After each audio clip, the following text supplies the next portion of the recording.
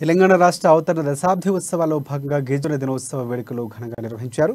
రాజేంద్రనగర్లోని Telangana tribal welfare ST గురుకులం study సర్కిల్లో నిర్వహించిన వేడుకలకు ముఖ్య అతిథిగా మంత్రి సత్యవతి రాథోడ్ హాజరయ్యారు. ఈ సందర్భంగా నీట్, ఐఐటి, ట్రిపుల్-ఐటీలో ఉత్తమ ప్రతిభ కనబరిచి ఉన్నతమైన ర్యాంకులు సాధించిన 214 మంది విద్యార్థులకు ల్యాప్టాప్లు అందజేశారు. తెలంగాణ రాష్ట్రంలో మారుమూల తాండాల నుంచి హైదరాబాద్ నగరం వరకు గిరిజన దినోత్సవ ఉత్సవాలు ఘనంగా నిర్వహించామని తెలిపారు. ప్రపంచంతో పోటీ పడే విధంగా గిరిజన విద్యార్థులు తయారవుతున్నారని, అలాగే తెలంగాణ రాష్ట్ర ప్రభుత్వం త్వరలోనే 4 లక్షల ఎకరాల పోడు భూములకు పట్టాలు ఇవ్వబోతుందని చెప్పారు.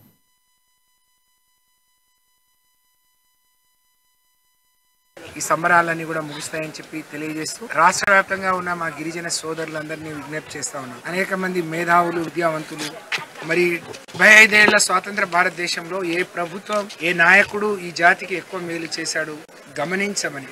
ఎవరైతే మేలు చేశారో గిరిజనులకు ఒక ఆనవాయితీ, ఎవరైనా మేలు చేస్తే మర్చిపోనటువంటి జాతి గిరిజన జాతి.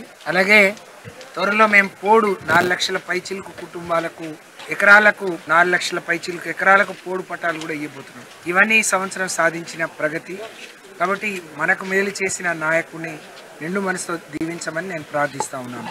ఒక గురుకుల పాఠశాలలో అడ్మిషన్ దొరికితే వాళ్ళ జీవితం బాగుపడిపోతుంది, వాళ్ళ జీవితాలకు పరమార్థం ఉంటుంది. ఆ తల్లిదండ్రులకు కూడా అంతే నమ్మకం, విశ్వాసంతో మా దగ్గర పంపిస్తా ఉన్నారు. కాబట్టి విద్యార్థులు చిన్న చిన్న సంఘటనలు చూసినప్పుడు బాధేస్తుంది. మీకు ఏదైనా తెలియంది, ఏదైనా మీకు ఎదురైనప్పుడు మీ ఉపాధ్యాయులను అడిగి